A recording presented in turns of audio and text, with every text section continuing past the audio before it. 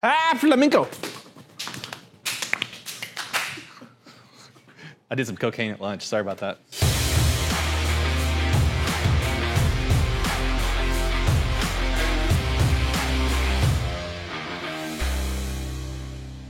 Hey guys, today we're talking with Chris Davis, Crystal Ball, Christopher Reeves, Superman. What else you got? Come on. Chris. I am the Chris, actually. The Chris. We have like 7 Chris's that work here.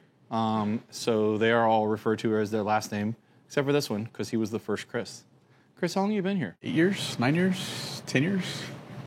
I don't know. Since the beginning? Too long. Too long. Chris been here a long, long time. You're the second oldest employee here. And I don't mean your age or your maturity. And Jeff Barry is number 1? Yeah. It's crazy. Yeah. Well, no, I'm number 1. I'm number 1. You're Jeff Barry's number 2. And you're number 3. All right, anyway. So Chris Davis is famous or infamous for being he's lead mechanic, but he's also, at this point, he was our workshop manager for a really long time. And, now he's come back to working on bikes, which he's much happier. Yeah, I really like working on old shit. And he's really our vintage mechanic. I would refer to him as probably one of the finest vintage mechanics out there, if not the finest. Yeah, on the motorcycle Cannonball, we learned a lot about working on old stuff. Both times. Both times. We've crossed the country on pre-war Brough Superiors twice, and Chris was lead point person on all those things and solved a lot of problems. So this is a 1955? No, 51 or 52 Vincent Series C Rapide. Start over. This is a 1951 Vincent. This is a 1932 Honda Civic Type R. Really rare. This was the black model. Came with extra NOS. So this is a 1951 Vincent Series C Rapide. 1000cc V-twin. It's famous. This is a very, very famous motorcycle. I picked this thing up at auction for a client. I think it was $34,000, or maybe $32,000. We bought this bike for, plus auction fees, whatever that is. Cheapest Vincent twin I'd seen sell in a really long time. It's what you call a shadowized Rapide. The motor is black, even though it's not a black shadow, and that's how you would tell the Rapide from the shadow. And it had this kind of funky leather tank cover over it. We've got floating around somewhere. It's got an old seat. We would call this a rider. And it's got the black shadow speedometer. This is the thing that is so iconic, but this would not come on a Rapide. It would come on a black shadow. This speedometer alone would be worth at least $1,000, $1,500. So it had that and had pretty much everything you're looking at. We took the tank cover off of it. He replaced the alternator and did a few little things. He did some carburetor tuning. And then I took it to California for a Velocet rally, even though it's a Vincent, with a few other bikes. And I put like a 100 or probably 200 miles on it that weekend. Because the moment it got hot, it didn't start nearly as well. It fired first kick cold, but as soon as it got warm, that's hard starting. So that pointed to the Magneto. Replaced the capacitor in the Magneto and then found that one of the oil seals on it was bad. That was the real issue. It would get wet. And then the client that owns this is like, yeah, he wants it to be even easier to start because these things are not the easiest things in the world to start.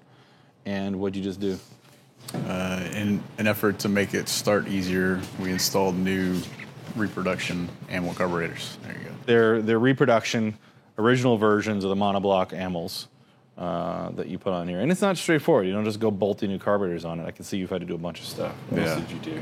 So just trying to save troubleshooting time, I've removed the intake manifolds and made sure they were true, installed new intake manifold gaskets, built new choke cables and new throttle cables, making sure that they're the exact length and making sure that everything works and doesn't bind up. Yeah, exactly. You can actually twist the throttle.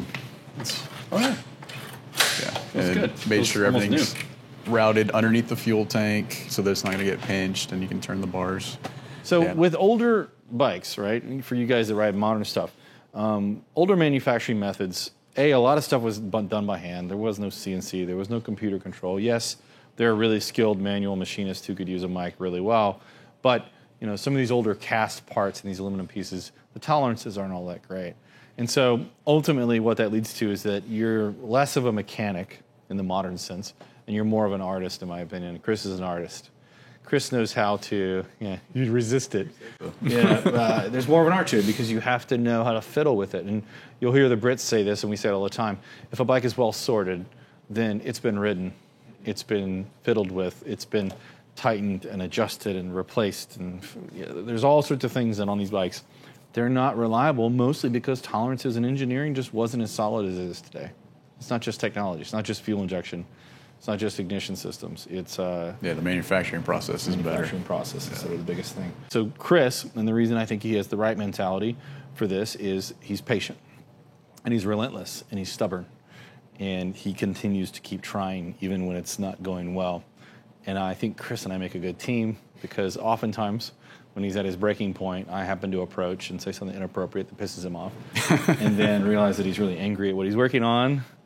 And we talk through it. And then when you talk through it, you almost always come up with the thing you missed because you were mad or you were... I do the same thing. And when Revival started, I used to call Chris. Chris had a day job working at a software company. I would call Chris almost daily and have him talk me through the problems I was having, that I was frustrated with, that I was mad at. And I'm not nearly the mechanic you are, but you would always calmly talk me through it. And sometimes, because Revival started in Chris's backyard, Chris would come home standing there in his Dockers, in his press shirt, and he would point at whatever I was working on and tell me, "You're doing it wrong." And then talk me through it and help me figure it out. And so it's really kind of cool to see, to get to continue to do that with Chris. Anyway. Yeah, just reminded you to clean the pilot jets, that's all. Alan, did you put new filters on it? Alan, do the pilot jets clean? Oh, no, but it's not that, it's this. And it's like, it's the pilot jets, Alan. It's the pilot jets. I do remember that. This one should have clean pilot jets at least for a minute. For a minute or two, yeah. Should be good. But you've just got, I remember, I think these just have the brass filters in the petcocks. That's right. There's no inline fuel filters. There's no screen on the float. There's a screen in the petcock, and that's it. Yeah. So that was why I was draining the fuel tank yesterday. Drain and flush the fuel tank, clean the petcocks, and then built all new fuel lines because they've been just need to be replaced. Everything's had to get really clean, specifically with these because you don't have all that modern filtration. Because fuels are kind of dirtier today than they were back in the day. That has to happen. Hey, pro tip of the day. One thing we've learned: modern fuels, specifically in the States and other places, have all that. What's that corn? Huh? Ethanol, like corn oil, ethanol. And that ethanol congeals very quickly and turns to a solid. And that solid will clog fuel systems, whether it's fuel injection systems or pumps or carburetor, and specifically idle jets. It will clog everything up. We've started using a really cool fuel. We don't sell it. We buy it just the same as anybody else.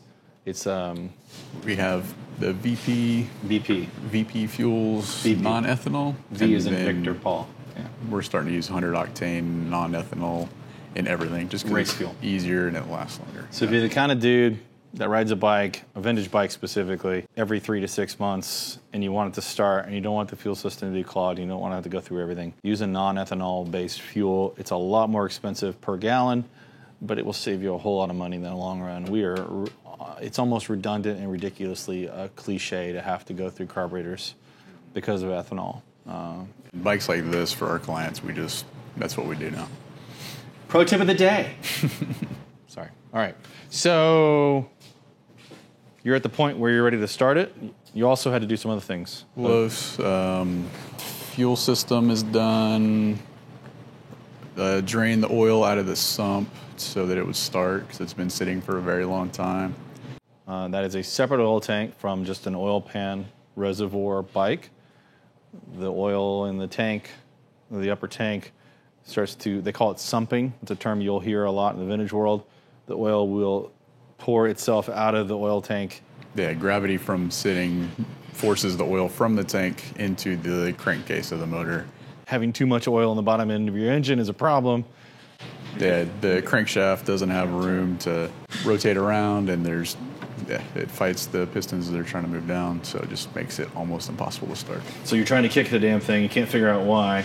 It's because it's sumped, right? So one of the things that Vic wants to do with this bike and other bikes we've talked about doing is a petcock, and that is on the feed line from the oil tank to the bottom end. that turns the oil feed off so that it doesn't sump while it's sitting. But then our first Vincent rebuild we ever did, our first Vincent engine rebuild ever, was because the guy had that and he forgot to turn the oil on and rode it. Gosh, I think he rode it like 20 or 30 miles without the oil feed and seized the motor several times. Pretty impressive, though. It was a pretty impressive fuck up. Yeah. Pretty impressive he rode it that far. Oh. And then how destroyed the engine was afterwards. God, it was bad. We can throw some photos in of that repair. That was years and years ago. We learned a lot since then. But Vincent engines, although complex, they're still just motors. They're really not that complicated. Anybody that tells you Vincent motor is super complicated has not worked on a modern engine. They're not telling the truth. Yeah, I agree with that. Or they don't know what they're doing. One of the two. Something's not right. Because that motor we've put hundreds and hundreds of miles on since then and it's still fine. Anyway, anything else? I don't think so. Just cleaning up some wiring and see if it runs. I'm pleased to see it go back together. I can't wait to write it. Let me know. Yeah. All right. Thanks, Crystal Ball. Thank you. Bye-bye. All right, guys. That's it for this one. Like, comment, subscribe. Tell us some stuff. Give us some feedback. Also, click on that little bell so that it gives you notifications when we have new videos up after you subscribe. But make sure to subscribe. We don't send out a bunch of spam emails. This is just stuff we want to share with you guys. If this is your kind of content, share it with everybody. Thanks, man.